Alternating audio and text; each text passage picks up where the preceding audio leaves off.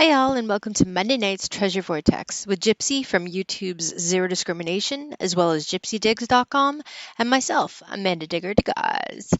Welcome to the last Monday in November. This year has absolutely flown. I can't believe we are in the week of December. It seems like only yesterday we rebranded and started the show, doesn't it, Gypsy? Wow, what a year. I can't even believe it. I can't even believe it. Almost a whole year of the Treasure Vortex as the Treasure Vortex. Before then, all metal mode. But yeah, that just doesn't seem possible, does it? No, it doesn't. It doesn't. I was thinking about that today. I'm like, oh my gosh, I can't believe we're almost in December. Still knocking on wood that, we haven't gotten the snow here. And I was able to get out yesterday with Laura and detect a property that I've had permission for, but I haven't. They just ripped up an entire hillside. Well, not just. This past spring, they ripped up the entire hillside and planted corn. And so we went over and regathered permission, and we had it already, but they absolutely go ahead, have fun. And it was a ball. It was a ball. Very muddy. It was that like wet, slippery mud. So it was an interesting. It was definitely still, parts of it are on a hill. I'm like, oh, I don't know how they harvest this. It was crazy the way it was all set up. But how are you? How's everything going? I'm great. But first, uh, you left me hanging. Did you find Oh, anything amazing amazing. Well, I found or I cool or interesting? yes, I finally got a watch winding key. So, going Oh, on 11 cool. years of detecting, and I've wanted one, and I found one. It's not really decorative or anything like that, but um, yeah, I like it. I got, I think, 6 or 7 buttons, a skeleton key, a corrodal bell. Everything was old. Everything was old, and there was Oh, I pottery love that. and pipe stem fragments on the surface. So yeah, just keeping my fingers crossed that it holds out. I think Saturday is supposed to be relatively warm, just raining. But at this point, I'm like, you know what? Don't care. I may just don all my rain gear and get out. There But you go. yeah, yeah. So it was good, and it was awesome. I got to hang with Laura. She took the drive, and yeah, so that was always good. How about you? You've That is gotten out. awesome. I did. I got out yesterday. Actually, over the holidays, I wasn't really able to get out. My boys came in for a visit, and I was hoping to get out. It ended up pouring rain, Oh, and it was just like lakes of water. I mean, literally lakes of water, the whole yard, everything. So we just hung out and had a great Thanksgiving and just did other stuff. So, but yesterday the sun came out. Today was beautiful too. But I was able to get out yesterday with some friends, and we went to an old dump in several towns over where there's a little park and it goes down into a little creek runoff. And I got down in there and sifted, and uh, I didn't really find much. I found a coin, I think, and some marbles, and, some cool pottery that I kept. But my friends found some cool stuff, but that'll be another video coming out soon.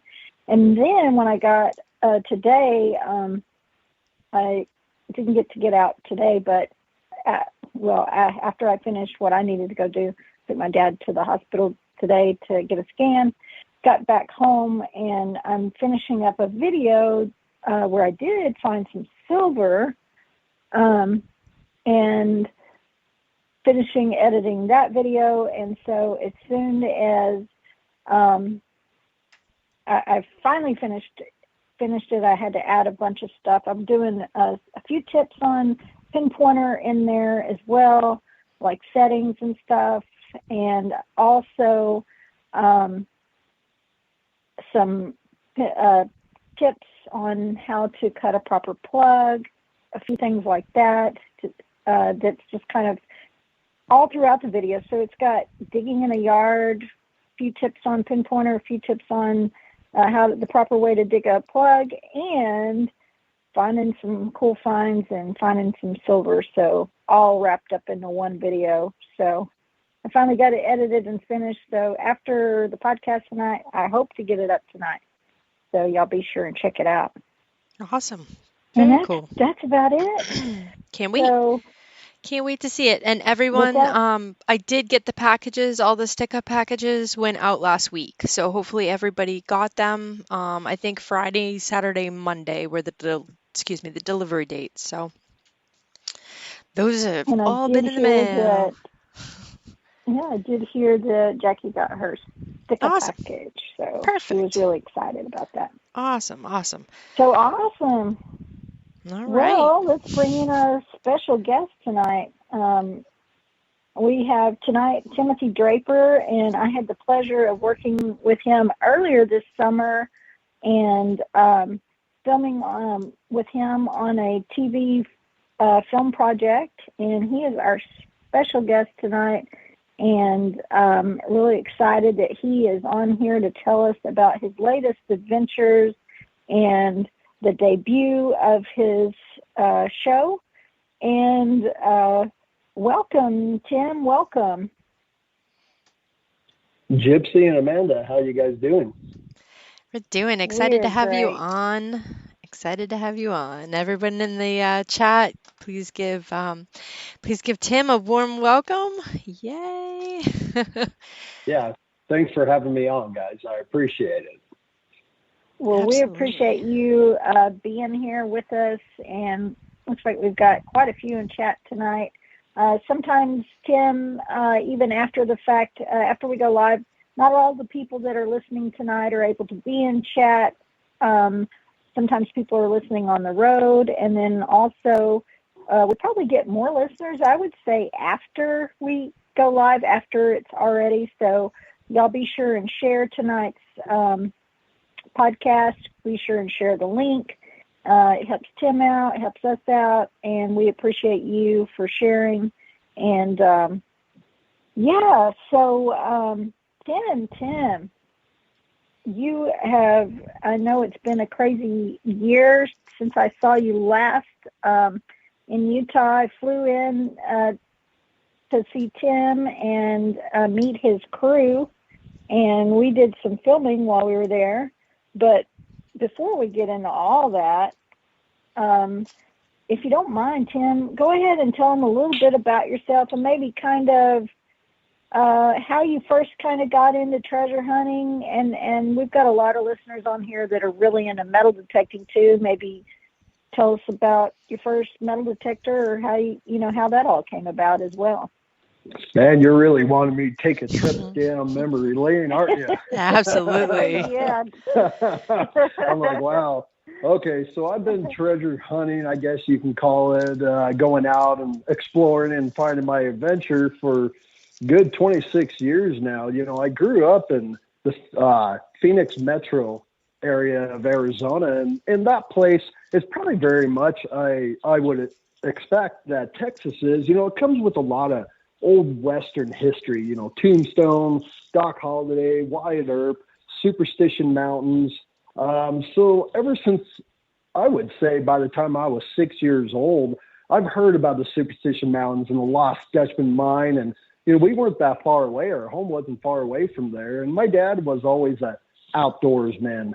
So it just kind of came natural to me. You know, by the time I was 6, I'm out there with my dad hiking, you know. He's telling me these old legends about Arizona. And my dad's always wanted to be an archaeologist. He never went that way career-wise, but that's what he wanted to do. So I grew up appreciating history and hearing, you know, these stories and legends from him. And it just got in my blood. It really did. I always feel like either you're a treasure hunter, like you're born that way, or I guess it can come to you later on, but it seems like there's always a natural.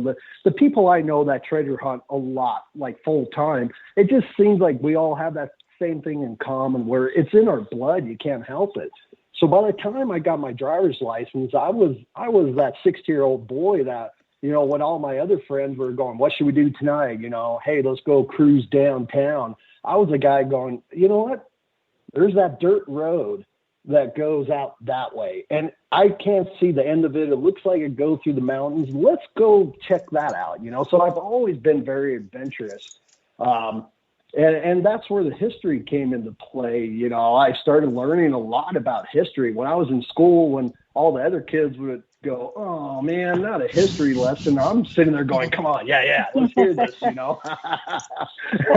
So I can't help it. I have a big passion for it. And it just made sense after a while to, you know, as I'm out exploring, like, you know, I've heard you guys say before and other people, it doesn't matter if you're metal detecting, it doesn't matter if you're ghost town hunting. While you're out there looking for that specific thing that you like doing, you usually find other things.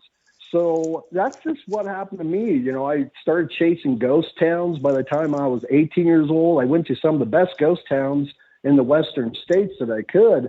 And then I got lucky enough to meet some treasure hunters. Unfortunately, they were well-known treasure hunters, but most of them have passed on now. But it took a lot of years and persistence. I was that young 18-year-old kid that was emailing these well-known treasure hunters.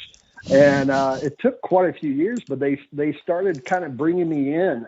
And before I knew it, they started teaching me old methods of treasure hunting that old-timers used to use, you know, 100 years ago. This is stuff that's been passed down to at least 3 or 4 generations now, and these legends and stories. And after that, I was hooked. You know, I went to school. After high school, I did go into the construction field for many years, and then I went back to college.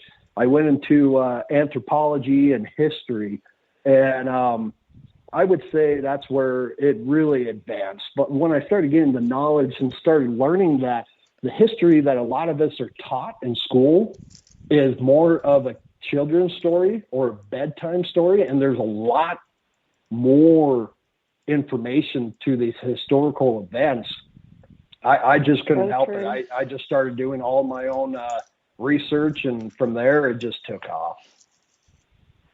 Wow. What a story, you know, and that's so true for a lot of us. I know for both Amanda and I, as younger, you know, whether we were actually had metal detectors in our hand, we did different types of treasure hunting and always interested in, you know, finding old things and history and exploring and stuff like that. So it's definitely true for most all treasure hunters that I know. So when did you maybe I missed it because I was typing in chat as well. When did you get your first metal detector? I was 18 years old. At the time, I had 2 friends. I still remember them. I talk to them every once in a while. I like to keep my friends around in my life. But their names were Adam and Aaron. They were both brothers. They handed me this book that was called Of Men and Gold.